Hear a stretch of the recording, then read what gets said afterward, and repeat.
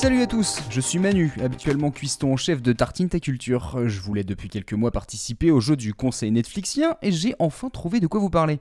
Au début, je pensais vous conseiller un truc musical, un des très bons docus disponibles sur la plateforme, mais je vais plutôt me pencher sur une série qui était en état de mort clinique il y a un an.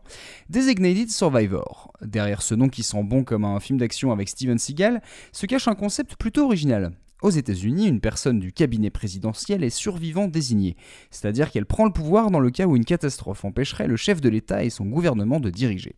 La série débute donc sur ce cas de figure. Un attentat au Capitole cause la mort du président, du vice-président et des membres du Congrès. Alors le survivant désigné, le secrétaire au logement Tom Kirkman, fonctionnaire sans étiquette, devient automatiquement président des États-Unis.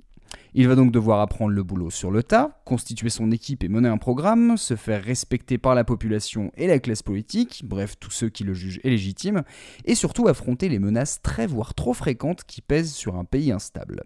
Porté par un Kiefer Sutherland qui marie son passé de Jack Bauer habitué au chaos avec le charisme naturel et doux d'un parfait monsieur normal, Designated Survivor est une machine bien huilée, un subtil mélange de vulgarisation politique, de personnages facilement identifiables, d'espionnage et d'action.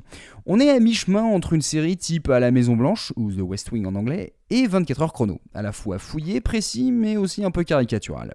Au bout de 2 saisons haletantes et beaucoup de péripéties, la chaîne ABC a laissé tomber le bébé. Il y a eu une baisse d'audience et trop de changements parmi les créateurs de la série. Perso, j'ai eu un peu le sentiment d'une série qui s'éparpillait, qui montrait un peu de tout mais prenait rarement le temps d'étendre ses idées. Mais quelques mois après, Netflix récupère Designated Survivor pour une 3e saison, orientée sur l'élection du chef de l'État. L'enjeu de cette saison 3, c'est donc comment se déroulerait une campagne présidentielle d'un président sortant, d'autant plus indépendant. Comment gérer à la fois les affaires du pays et une candidature, la place du gérant et du prétendant. Et en lien avec tout ça, quelle communication avoir ? Comment agir quand les autres jouent le jeu politique et non l'intérêt général. Et là-dedans, savoir si la manipulation est indispensable dans un monde de mensonges. Ça peut paraître grossier, exagéré ou naïf, mais dans le contexte actuel, la simplification du discours politique et l'omniprésence d'une communication calculée, ça rend la série assez réaliste.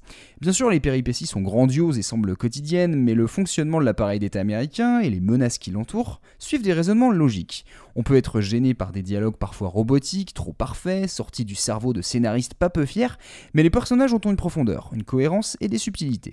Dans le monde bien réel de 2019, nous sommes souvent spectateurs d'un système politique improbable et parfois chaotique, où on peut penser que ça n'arriverait même pas au cinéma, qu'on pourrait pas y croire. Or là, Designated Survivor est un contre-pied. Imaginons une personne sans ambition personnelle, sans étiquette politique, charismatique mais humble, sincère et ferme, et mettons-le à la tête de la première puissance mondiale.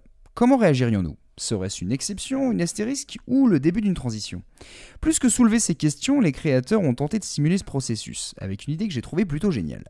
Dans plusieurs épisodes, on propose aux citoyens de réagir à des sujets de société. La confiance dans le vote, l'industrie pharmaceutique, etc. Et on voit des personnes exprimer sincèrement leur point de vue. En fait, il ne s'agit pas de personnages, mais bien de gens lambda qui ont participé au tournage ou se sont filmés et envoyé leurs vidéos aux créateurs de la série. Ces passages font entrer la réalité dans la fiction et provoquent des réactions entières de la part des acteurs. Les thèmes abordés ne sont pas des prétextes, c'est plutôt comme si Designated Survivor était un prétexte pour mettre en avant des témoignages de personnes affectées et lancer une réflexion pour mener à un consensus. On a tendance à raconter le monde politique uniquement par ses jeux de pouvoir, voilà au moins une série qui a le mérite d'ouvrir des portes. J'espère que vous irez jeter vos yeux sur Designated Survivor, moi je retourne à mes tartines musicales et on se retrouve bientôt sur Podcut. Salut à tous!